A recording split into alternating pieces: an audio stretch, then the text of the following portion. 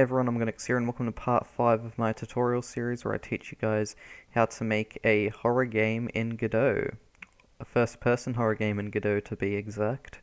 So yeah, this is part 5. We've gotten a lot done so far in the first 4 parts.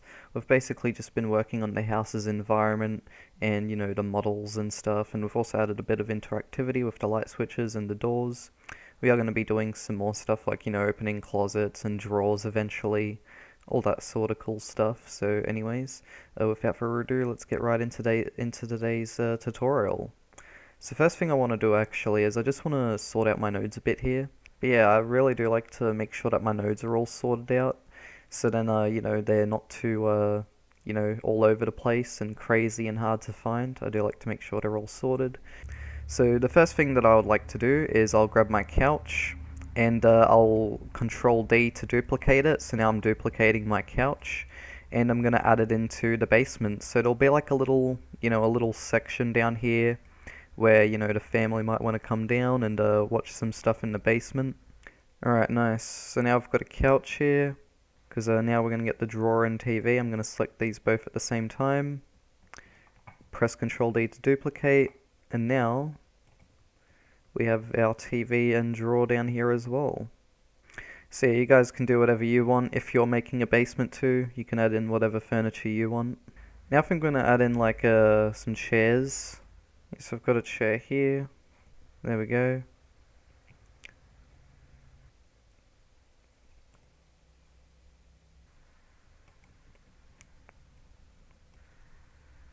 Also, if you guys want to add like any other bits of furniture that I might not make in this tutorial, you can go ahead and do that if you want to. Like, you know, things like bookshelves, for example. I don't know if I'll make a bookshelf for this tutorial, but, you know, if you guys want to make a bookshelf though, then go ahead. Alright, what else I'm going to do as well is I'm going to actually right click and make it editable children. And with the lamp head, I'm actually going to make this smaller since I feel like it's a bit stretched up. Alrighty. So now I'm just going to go make this material unique. And then I'm going to change the color of this carpet to like a red. And boom. Alright, so now that we've got some furniture added into the basement, what I want to do now is I want to actually now make a hot water system and a power box to add in here as well. So let's go ahead and do that. So 3D scene, and then I'm just going to call this hot water system. And then we're going to go add a child node. It'll be a mesh instance, and I'm going to make it a cylinder. Just going to turn down the radial segments to 24 because we won't need 64. Just scale this down. So this is going to be like sort of like the stand of the hot water system. I'll make this 1.2, 1.2 on the scale. Then we'll duplicate it by pressing Control D. Scale it again. Scale it up. Ooh. I think to 1 would be alright, yeah. Alrighty, so this is going to be like the shape of our hot water system here. There we go.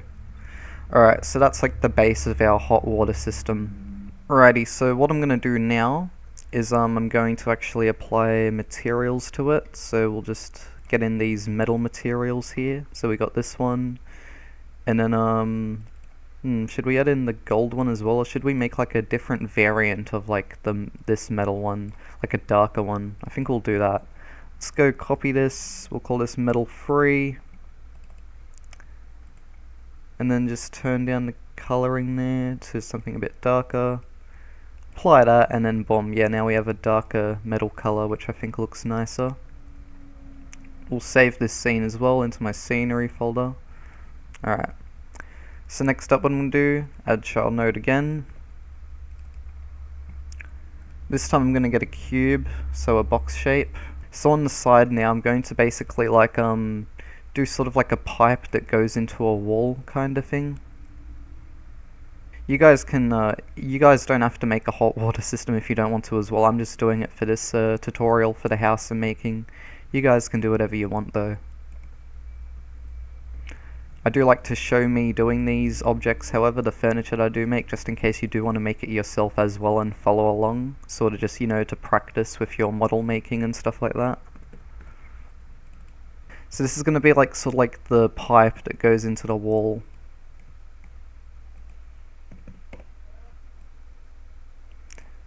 There we go. Then we'll just apply metal 3, and then we'll give this some metal 2, and there we go. Alrighty, so now I've got the main base of the hot water system. What I want to do now is I want to do like a logo for it as well to stick on the front there, so then we know it's a hot water system. Alrighty, so here I am in paint.net. We're going to make a logo for the hot water system. So for this I'm gonna resize my my image. So I'm gonna set it to maybe something like 720 by 720. It won't need to be high res at all, since it is just gonna be a small little logo. You could probably even do it smaller than 720 by 720. But yeah, one thing I do recommend as well is, you know, only do texture sizes as large as you really need them to be. You know, you don't need every texture to be like, you know, 1080p or 4K, you know, like, yeah, it really doesn't need to be like that. But yeah, anyways, what we're gonna do here is, I'm probably gonna give this a bit of a reddish color maybe. Like for the background, there we go. And then now what we're gonna do is I'm going to go get a shape. What shape should I use? We'll use a triangle shape. And also I created a second layer as well. Maybe this color. Alrighty. So I'm gonna draw a water drop. And we'll make it in the color blue. There we go.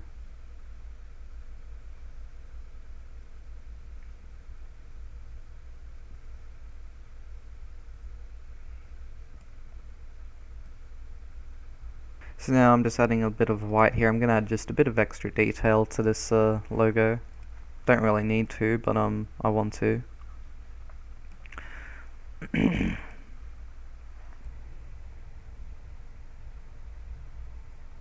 Alrighty.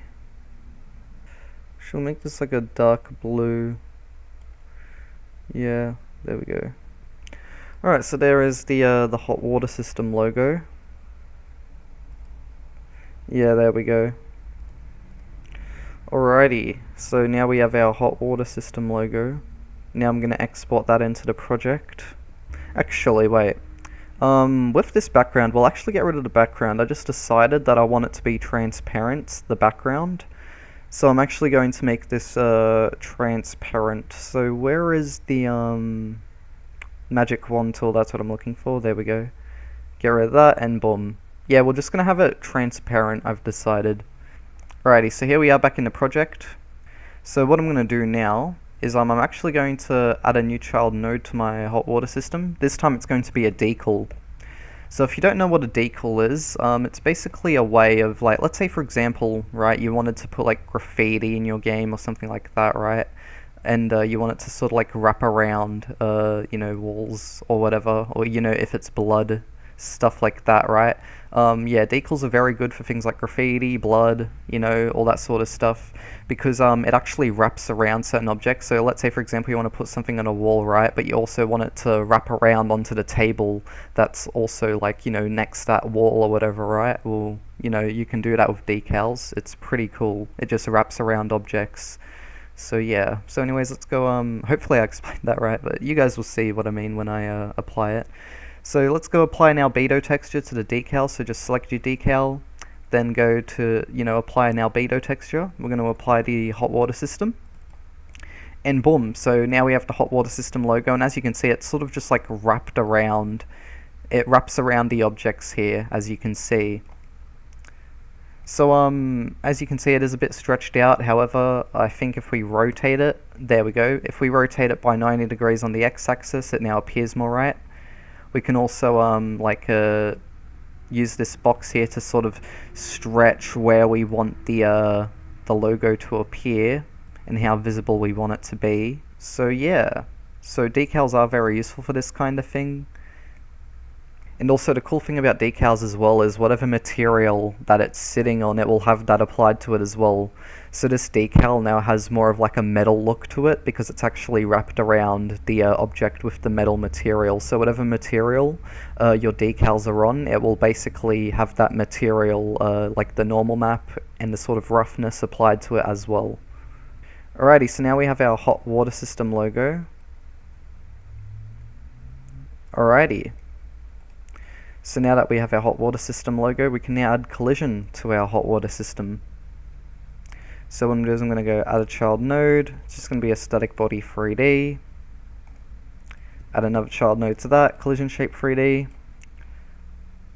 Now we just need to scale the collider how we like it.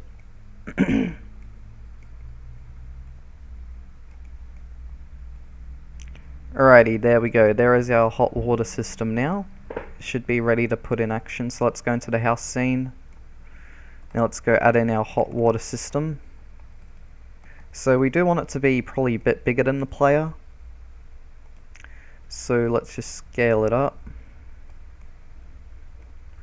So yeah, again, reminder, it's always good to have like a player reference size in your scene, so then you sort of just know how big you want objects to be, because otherwise you could end up making things too big or too small, and you know, I've ran into that issue multiple times before. So now next up we're going to be doing the power box. Now the thing about the power box is I don't plan for it to be openable, at least not at the moment. So what I'm thinking is that I could just make that in Godot for now, you know, just do like a few simple cube shapes to make the power box and boom, that'll be it. But yeah, so I'm just sort of thinking to myself, what should I do with that, the power box? Should I make it in Blender or Godot? So with the power box, just create a new 3D scene, going to call it power box. Add child node, it'll just be a mesh instance 3D, a cube one to be exact, a box mesh. So then we're just going to scale this down so it's in sort of like the shape of a power box, or at least what you would expect of a power box. Alright, so now we're going to be scaling this a bit down.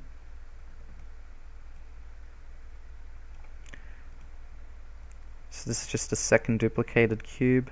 So now let's apply some materials, so metal 2, and then I think we'll have metal 3 here, and then metal 2 on the door. There we go, that looks better. Alright, and then we're going to do the handle. So for the handle, I'm just going to do another cube. And there we go. Alrighty, so this here is the power box. And so then people know that this is the power box too. We could also go ahead and do a logo for this. So I'm just going to save my power box scene. And then I'm going to do a logo for it. Alrighty, so here we are in Paint.net once again. I'm going to resize the canvas 720 by 720, and again we're just going to be doing a another logo, but this time for the power box. So yeah, this one will just have like a basic black border for the triangle. Now we're going to get this lightning bolt, and we're going to use this as the power logo. There we go. What I might also do as well is I'll just do another bordering triangle,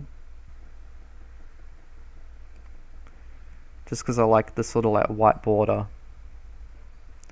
So now what we can do is we can just get rid of the white background, and we can actually fill in this here with white, because now that's transparent here, this border. Alright, boom. There we go.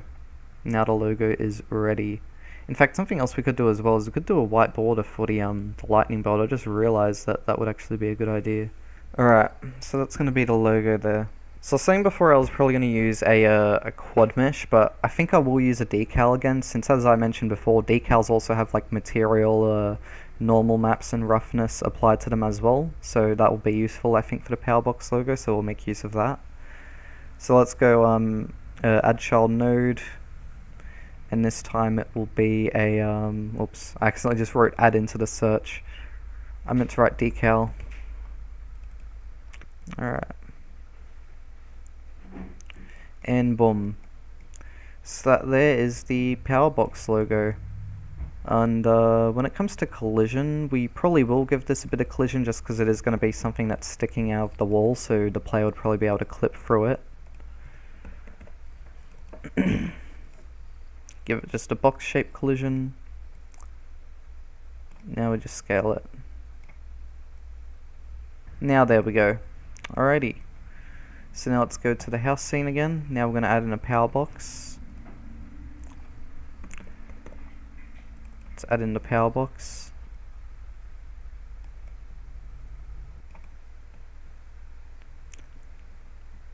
So anyways, there we go. There's our power box and our hot water system now. Our basement is looking pretty decent. Alrighty, so what I'm going to do now is I'm actually going to be doing some kitchen related stuff. So this includes counters, an oven, a fridge and a cupboard. So what I'm going to do is I'm going to copy my drawers scene. Just going to copy it. I'm going to call it counter. There we go. So now we have a new scene called counter. So this is pretty much just like the drawers scene. Alrighty, so now what I'm going to do is I'm actually going to be applying some new materials and stuff to this. So there is a particular texture that I do want to use, which I want to try see if I have, so I'll be back. Alright, so I don't have the particular texture that I wanted to use on hand with me right now, but I will change it to it later. But what I am going to do for now is just use like a, I guess you could say a placeholder material. So what I'm going to do is I'm going to copy the metal material, and I'm just going to call this counter. And then I'm going to make some changes to this metal material. So I'm just going to apply that to there. And now I'm going to remove the metallicness of it, since we don't want it to be metallic. And I'm going to make it a bit smoother as well, so like 0.3 I guess. And then where's the UV one? Yeah, UV one. We want to change the UV scale. Just scale it down a bit on the x-axis. There we go. And boom, so this here is going to be like our counter base texture for now. Alrighty, so now what I'm going to do is I'm going to add in a new cube mesh into the scene. Going to add child node, mesh instance 3D, and it'll be a cube. So this is going to be sort of like the countertop above the counter. There we go. Well, there we go. Alrighty, so now we've got a nice little like countertop here. So now with this I was thinking we could do something very similar to the counter material, so we'll just drag that onto there. Then we're going to go make unique.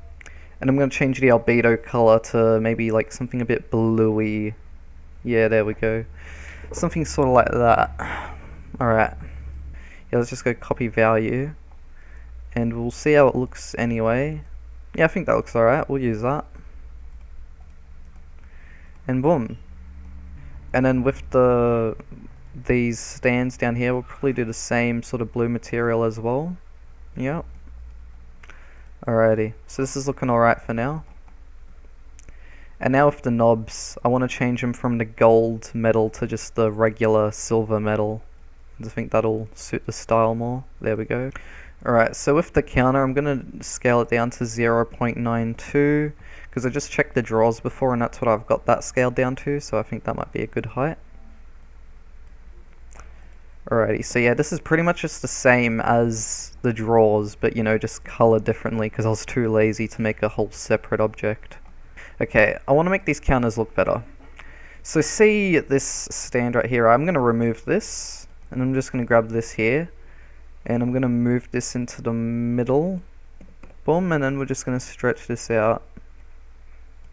That's sort of what I want for the, except a bit smaller. Yeah, that's more so what I'm looking for there.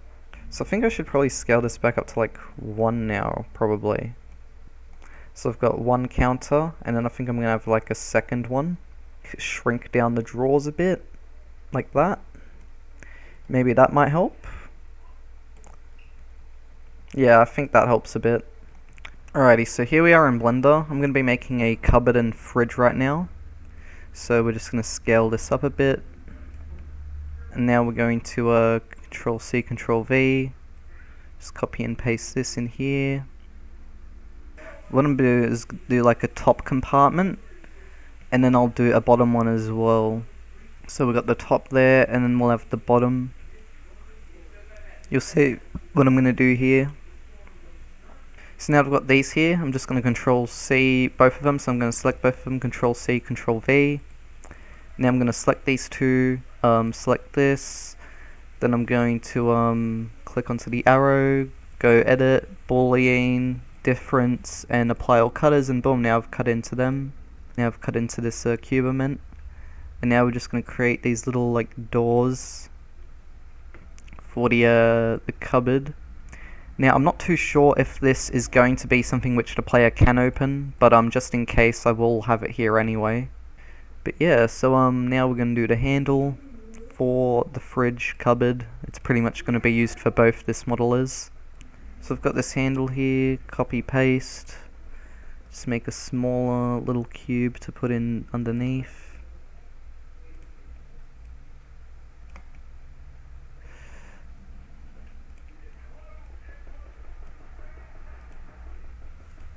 Difference, apply all cutters, and boom, there we go.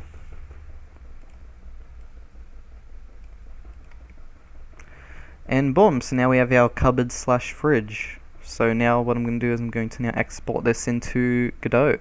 So now that we're back in our Godot project, what I'm going to do is I'm going to go into my GLB models folder, and then fridge.glb, new inherited scene. And now, let's do our fridge. So yeah, first up we're going to be doing the fridge, and then we'll do the food cupboard. So I'm just going to save this scene as fridge.tscn. Then I'm going to clear the inheritance of it. Boom. So this fridge will be, I don't know if I want it to be metal or not. I think we'll do a metal fridge for now. So yeah, we're going to do a metal fridge for now. We won't use that like a more black material there. So what I'm going to do here, so let me just try select my door for the fridge, get the material, let's go right click, make unique, and I'm going to change up the color of this so that it's more of a blue. So we're going to be using this blue metal here for the fridge doors. There we go. And then for the handle we'll just use a metal free. And boom, there we go. Alright, so that there's going to be my fridge. Now we just need to add some collision to it. Add child node static body 3D. Child node to that, collision shape 3D. Make it a box shape. Alrighty, so now let's go into the house.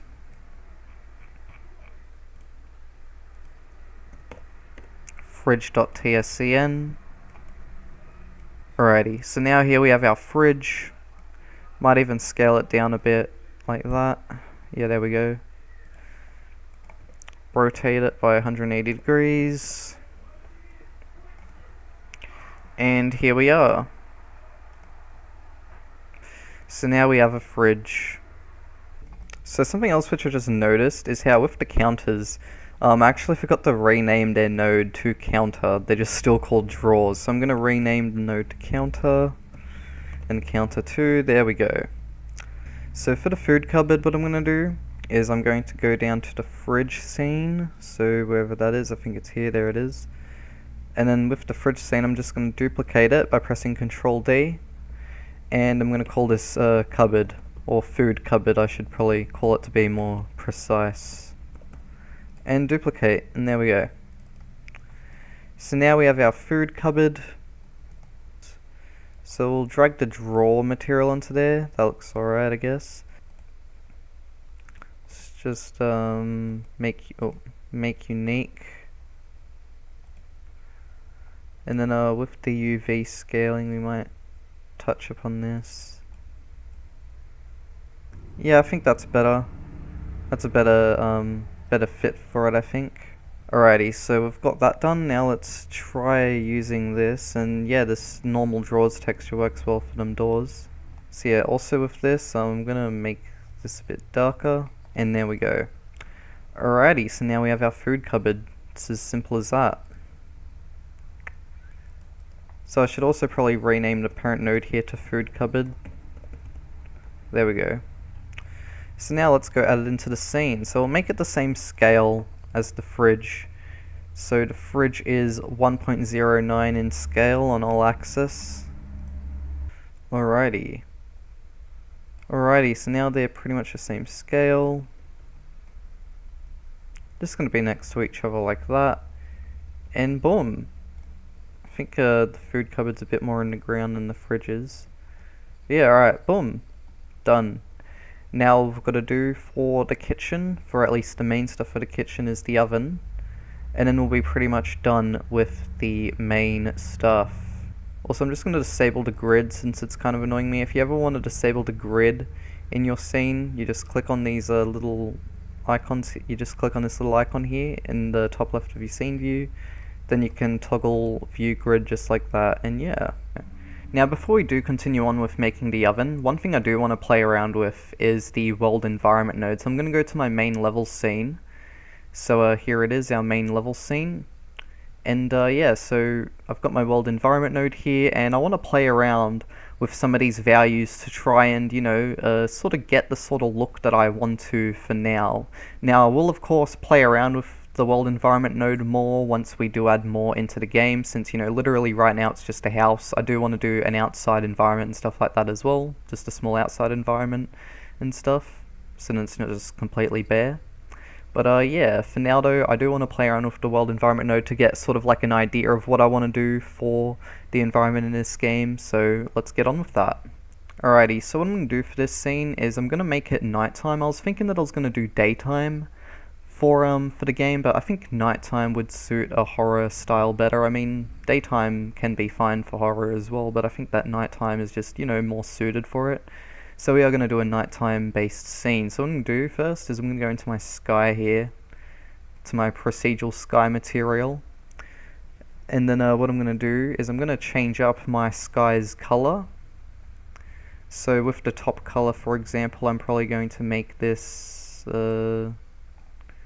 like very dark blue, something like that. And then with the horizon color, it'll be another kind of blue.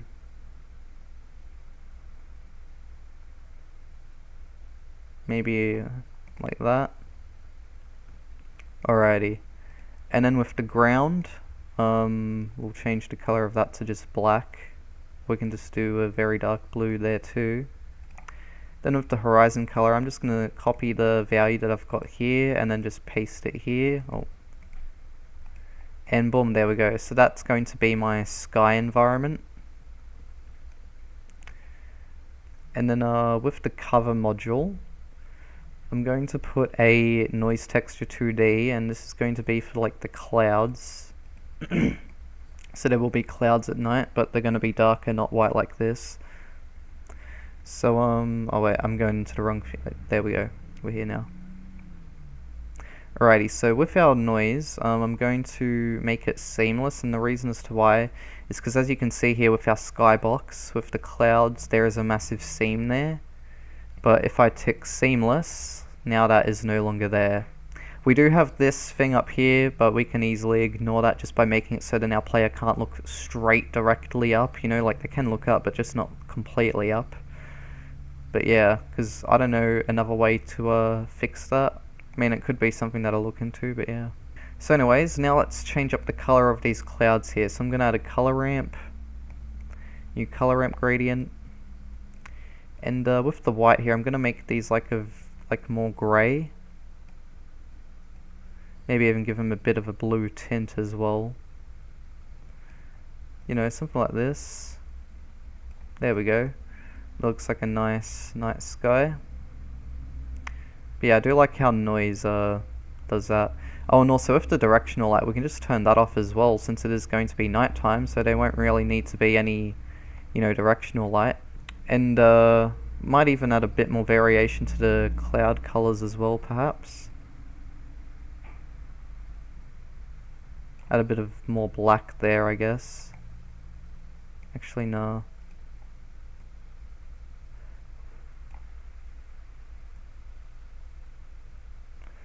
Give him a bit more of a purpley sort of tint. Yeah, something like that. So yeah, this is going to be our sky environment here. Now what about the noise mode? So if I change this to a Perlin, I do like the look of the Perlin noise. I think we'll go with this for our sky, but yeah. Alright, so now we have like the inside here to work with. So first up, the ambient light is just taking in the background. Alright, the tone map. Let's play around with this. So ACES does look alright. So if you want to see what the tone maps are and what they're used for, you can just hover over the tone map mode and you can see what they're specifically used for. So with ACES that I've got it set to right now, it says use the Academy Color Encoding System Tone Mapper. ACES is slightly more expensive than the other options, but it handles bright lighting in a more realistic fashion by desaturating it as it becomes brighter.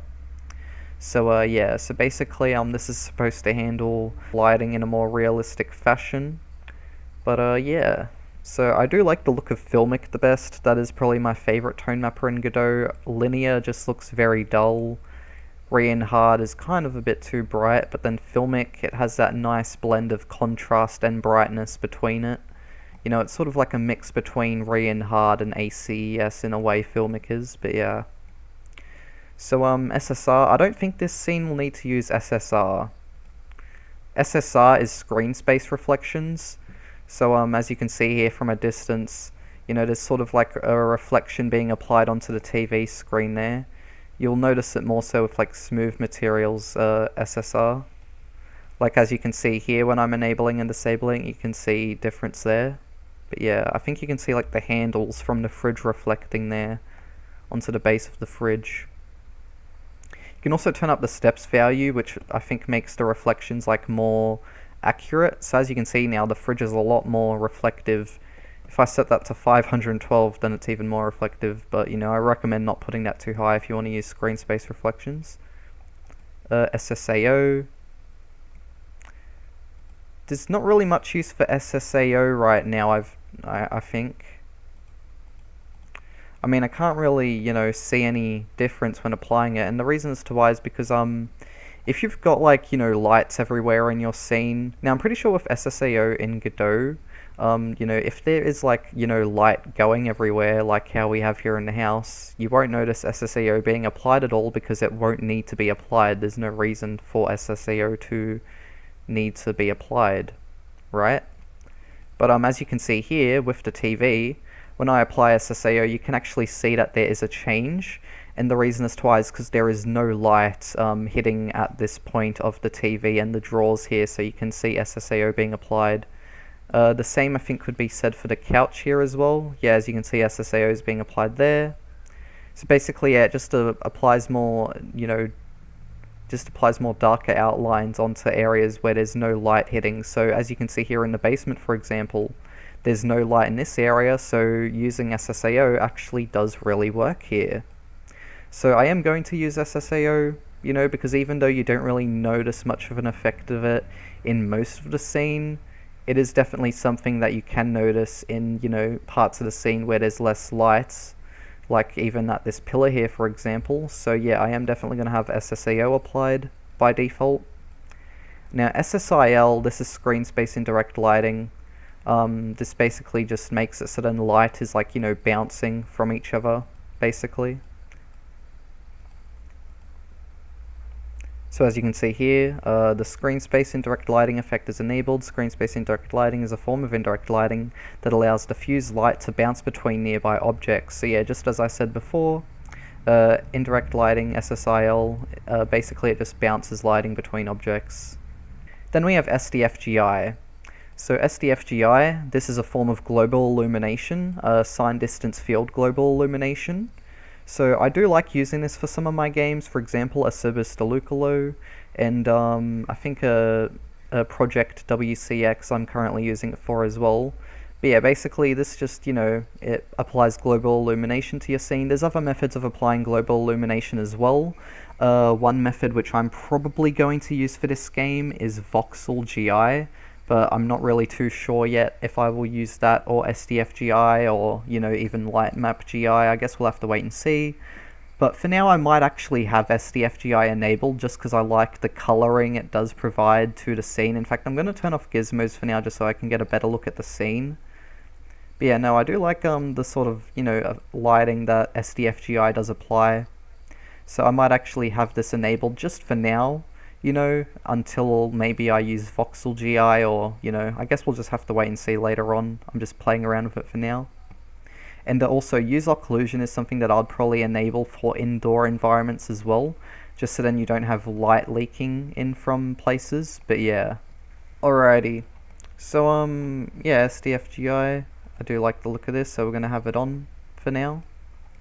Might change it later on, but we'll wait and see. And then we have glow. So this helps apply some bloom to your scene, so if I turn up the bloom, for example, as you can see, things are starting to look a bit brighter. Two modes that I really like when it comes to the blend mode are additive and screen. Additive and screen are kind of similar, but screen is more softer, and I like that more softer look it gives. If I turn up the bloom to 0.5, as you can see, it really makes things bloom up.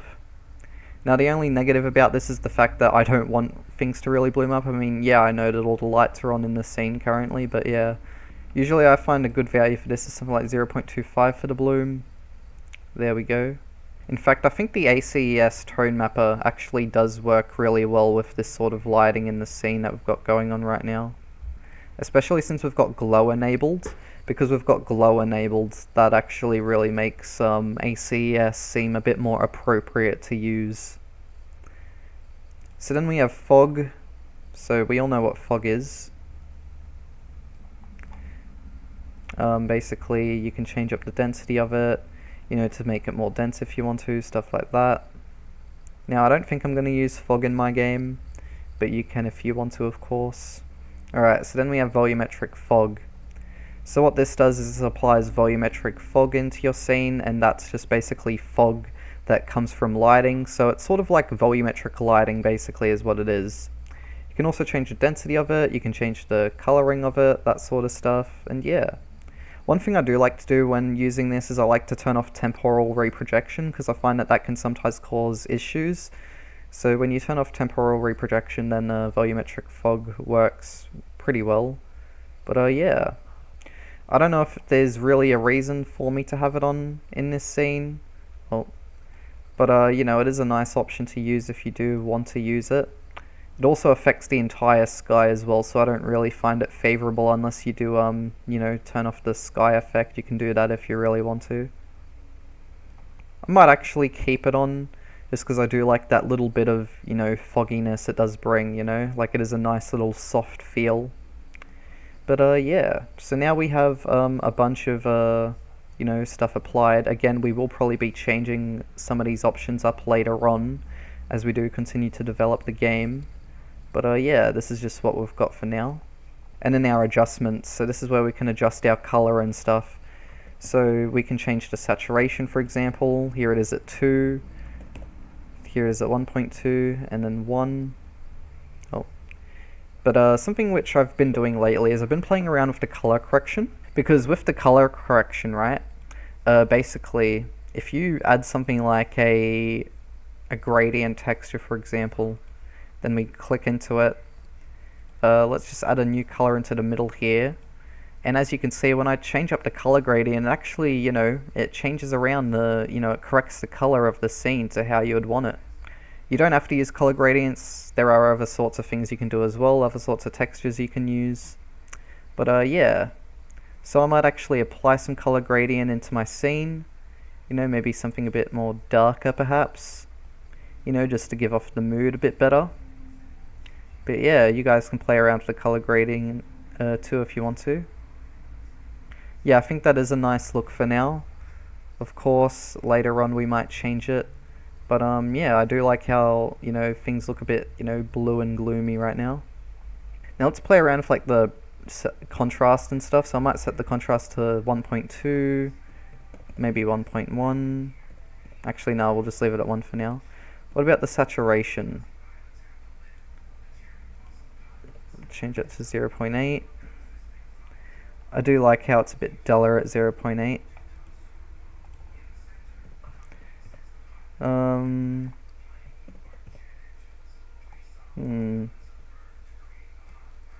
Maybe the contrast and saturation just be left at normal.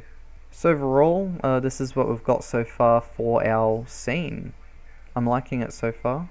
When it comes to SDFGI, this is something which, again, I probably won't have enabled forever. I'll probably use, some other method of making the lighting look more standing out, of course. Like a reflection probe or voxel GI or something like that. Alright, so before we end off part 5, there is still a couple things that I do want to do. For example, I want to give the player a flashlight. So let's get to doing that. So what we're going to do with the player flashlight is we're just going to simply go to our player, and what we're going to do is we're going to add a child node to the head of the player, and it will be a spotlight 3D. And there we go. So yeah, this is just going to be our player's flashlight. You can turn on shadows if you want to have objects cast shadows from this light. And then we're just going to mess around with the radius here. So then we sort of get the length and radius that we want, the angle that we want. But yeah, so let's open up the door. And boom. I didn't realize that all the lights would be off.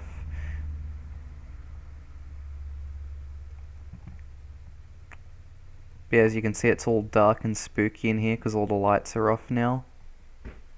But yeah, so now that we know that our flashlight works, we can implement functionality for it, so then we can actually allow our player to turn it off and on, so then it's not just always on all the time. Now it's very simple to do programming for the flashlight, so what I'm going to do is I'm just going to rename it to flashlight. And I'm actually going to go into my player's head script, and the reason as to why is because, it'll be just a lot more quicker than creating a whole new script for the flashlight. But if you want to create a whole new script, that's totally fine, you can if you want to. It'll just work similarly to what I'm doing anyway here. So in our fpcam script, what we're going to do is we're going to write func process. So we need a process function. And what we need to do as well, just something which I forgot to do, is we need to go into our project settings input map, and what we need to do is we need to add an action for us to toggle our flashlight. So I'm just going to call this flashlight, this new action, and I'm going to make it so when we press F, that is when our flashlight will toggle. So in our process function now we go if input.isAction just pressed, and then we write flashlight since we want to get our flashlight action. And if it is, then what will happen is we are going to do $, and we're going to grab our flashlight, since the flashlight is a child of our head node which our script is attached to, and do flashlight.visible equals to not flashlight.visible. So the reason as to why we're doing this is because whenever we press F, flashlight.visible will equal to the opposite of what flashlight.visible currently equals to. So basically, if flashlight.visible equals to true, it will then equal to false when we press the flashlight button, and then if we press it again, it will go from false to true. So yeah, it just equals to the opposite of whatever it's currently equal to. So yeah, that's pretty much it. It's a pretty easy script. So now if we go play, as you can see when we press F, our flashlight toggles on and off. So yeah, the reason as to why I'm implementing a flashlight toggle is so then, let's say for example we turn on a light switch in the house, right, and then there's not really much need for there to be a flashlight on at the moment, then you can just, simply turn it off when you want to. Alrighty, so now we're going to make an oven. So here I am back in Blender, and we're going to start off with a cube, of course. So with our cube here, I'm going to duplicate it. So just Control-C, Control-V, and then I'm going to scale it down. And we're going to create a little opening in the oven. Now I don't know if I'm going to have the player be allowed to open up the oven or not, but yeah, just in case anyway. So this will be where the door of the oven is. Just trying to figure out what a good size for it would be. Maybe something like that. Then we're just going to select that, go touch the arrow there, edit, boolean, difference, and apply all cutters, and boom.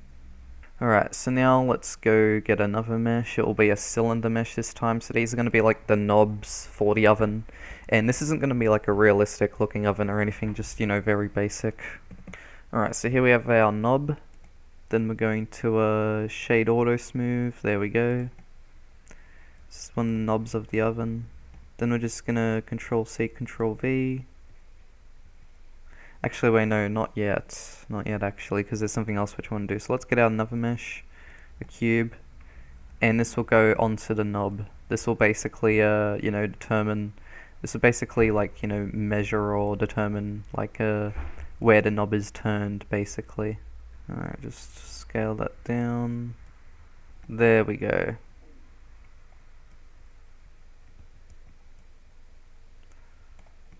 Alrighty. Alright, so I've got some knobs, and we're going to do the oven top as well. Alrighty, so now that we've got that, let's go mesh again. Another cylinder this time.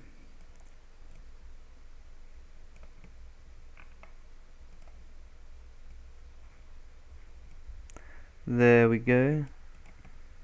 Alrighty. Alright, now let's go add another mesh. It'll be a cube again. This is going to be the door for the oven. But I am going to make another cut into this because I want it to have, like, you know, like a sort of see-through glass section or whatever. Well, I don't know if I'm going to make it see-through necessarily, but it is going to be like sort of like a a black glass material.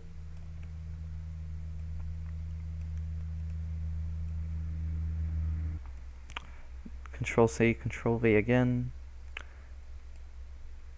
And also we will do the handle of this as well eventually. So what I'm going to do now is I'm going to just make a cut. So I'm going to select this little inner one, then the outer one. Difference using the boolean. And boom. But first off, before we do that, I just want to Control C, Control V this little inner one. Just so then we have another one left behind when we use one of them to cut into this. And now this will be like the little glass section here. There we go.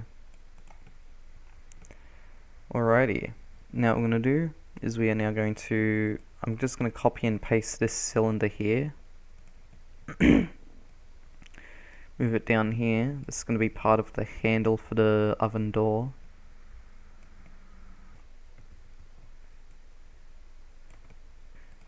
And then we just got to Control C, Control V that again. Oh wait, no, we should keep that. Rotate like that.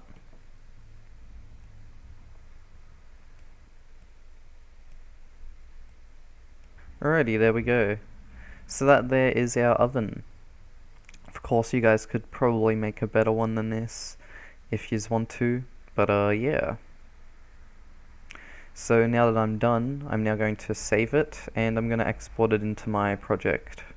Then I'm going to go File, Export, and export as GLB. Alrighty, so here I am back in the project. So I've exported my oven now. I'm going to right click, New Inherited Scene, and boom, here is our oven. So I'm just going to save it into my scenery folder. There we go. Right click, Clear Inheritance, and boom. Alrighty, so now let's start applying materials to our oven. So first off, we're going to add in metal. And then for the door, I think I'll do metal 3. And we'll do it for all these things here too. If you want to apply a material to multiple meshes, it can be a good idea to just like select them all. Then just drag in your material to their material override and boom. Alright, so of this we're now going to drag on metal 2.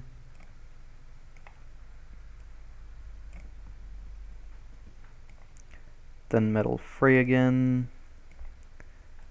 Then metal 2. So basically I'm just mainly alternating between metal 2 and 3 for these. And now we're going to do some black glass here. So I'm just going to create a new material in the material override. Set the albedo to black. Turn the roughness down to 0.1. And boom. There we go. If I ever want to actually do an interior for this oven and I decide I want to let the player to open it up, then I might even consider making this transparent. So yeah, you can actually turn up the transparency like this if you ever want to. Alrighty, so our oven is almost ready. First off though, I am going to add a child node. It's going to be a static body 3D. Oh. Then I'm going to right click again onto the static body 3D, collision shape 3D. And then I'm going to set it as a box shape. And now let's just size this out how we want it to. Alrighty, so now we have our oven. So now let's go into the house. And now we can place our oven over here. I'm just going to disable the grid, it's kind of annoying. So inside of our furniture node, with the fridge and food cupboard and stuff, I am actually going to put this into the furniture node as well. They need to be in there. So now what I'm going to do, just going to click on my furniture node here, go instantiate child scene, oven.tscn, and boom, there is our oven. You know, this already looks like it's going to be a decent size. And boom, so there is our oven. So this here is our house so far. We've now got our kitchen furniture in finally. We still need to do these two rooms actually. I haven't really decided what I want these two rooms here to be yet though. So I think with this room, it'll probably just be like just a regular room for storage or whatever. We could even make crates. That's something else which we could actually add, is crates. In fact, I will actually do that right now, in fact. Let's actually make a crate before we end part 5. Alrighty, so for our crate, it's going to be very simple. Just going to add a new scene, 3D scene. Just going to call it crate. A child node. Mesh instance 3D. Just be a box mesh. Then we can just drag on some wooden material, like the drawers for example. And then we can just go static body 3D. Node, collision shape. And boom. So that there is basically a crate. Just a very simple crate. Now let's go into our house scene and let's add them in.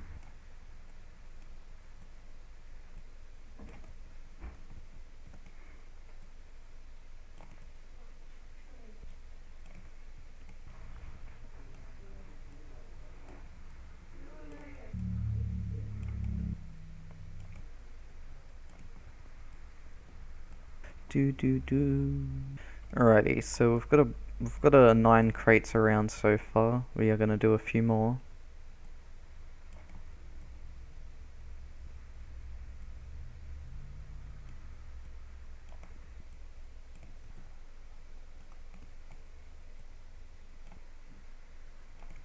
Alright, this is looking good so far.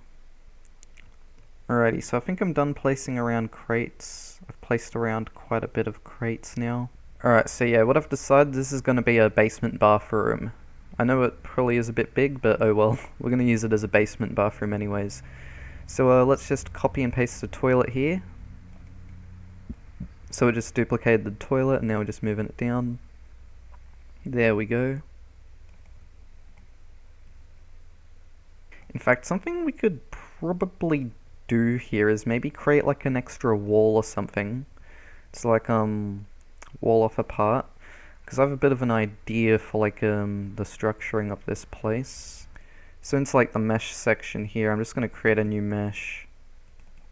And what this is going to be is this is going to be a wall which goes across this room and basically like hides off the toilet from everything else. See, there won't be like I don't think I'm going to put a bath down here. I don't know yet. Still planning. Alright, so now we're going to just make a wall here, which will basically separate the toilet from like the rest of the room. And there we go. Alrighty. We should apply material. What house material should we use though? We'll just use this one for now. And also we're going to need toilet paper as well. And maybe even add another light bulb into this area right here we might need to do. Alright, so there we have the toilet paper.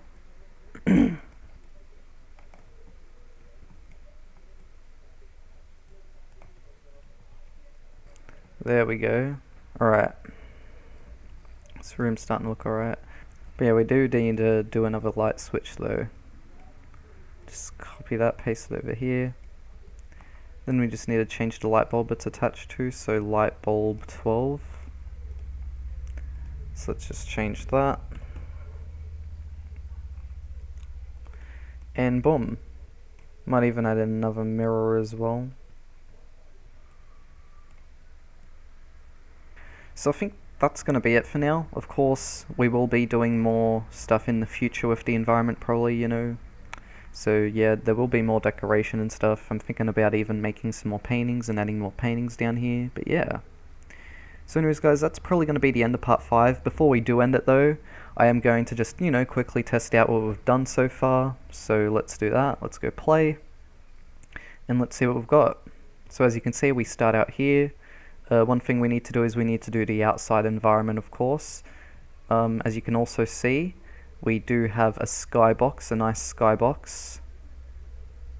And then we've got that little bit up there, but we can either try fix that later on, or we can just make it so then the player can't look all the way up. That's another way of doing it. So just by limiting the player's ability to look all the way up. So we can just make it so the player can look up to about here, or something like that, but yeah. Anyways, let's turn on the flashlight. Then we open up the door. And boom, now we're in the house. This thing almost gave me a jump scare just then, but it's just the player size reference. We will be removing that. I just keep it around to test out the player size. And boom, now we've turned on the first light. And I do like the sort of environment we've got going on here right now. You know, everything looks all dark and, you know, spooky because all the lights are off. But yeah. Press E to open up the doors. Where's the light switch in here? There it is. Boom. But yeah, so I'm really liking the lighting we've got going on so far. And oh, I just noticed that painting's not fully attached to the wall, but we can fix that. But yeah, I'm really like the lighting we've got going on here so far. I mean, we don't even have normal maps applied to any of the materials yet. And the game already looks pretty good, and yet we don't even have materials applied to anything yet. And still, everything looks pretty nice.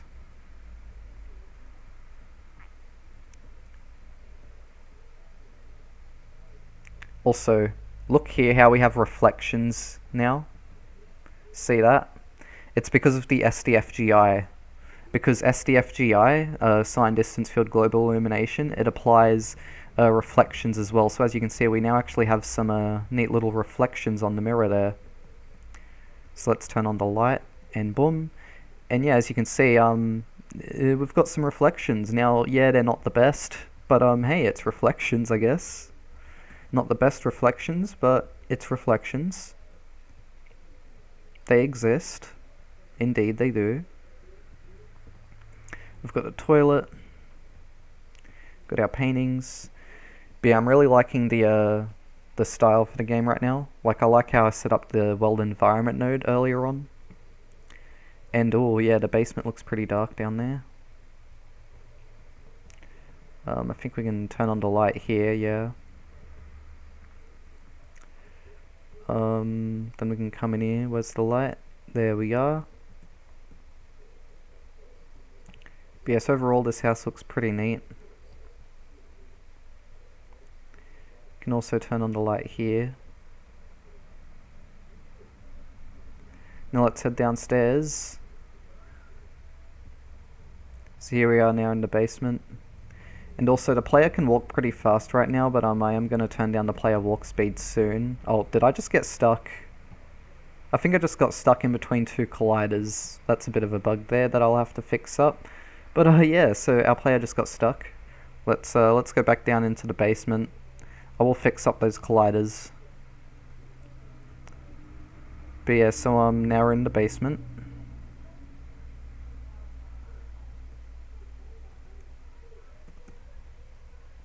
can also turn on the lamps as well. I just remembered we can also turn on the lamps. I just remembered we implemented that functionality. Then we've got this room in here, which we just made. Oh.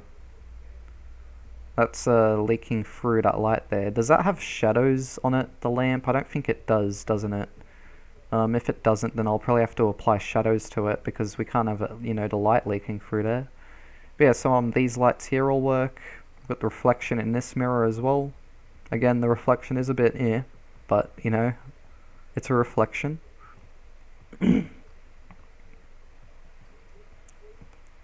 And I got myself stuck again. Are you joking? I just got myself stuck into another collider? Is it because it's a cylinder collider or something? I'm not too sure what's going on here. But yeah. Anyways guys, that's the end of the video. Aside from the little collision bugs there, overall, I'm liking what we've got going on so far with the game. Everything's working pretty decently, so yeah. Anyways guys, that's going to be the end of this video. I'll see you all in part 6. And yeah, be sure to subscribe, like, comment for more. And yeah, bye bye.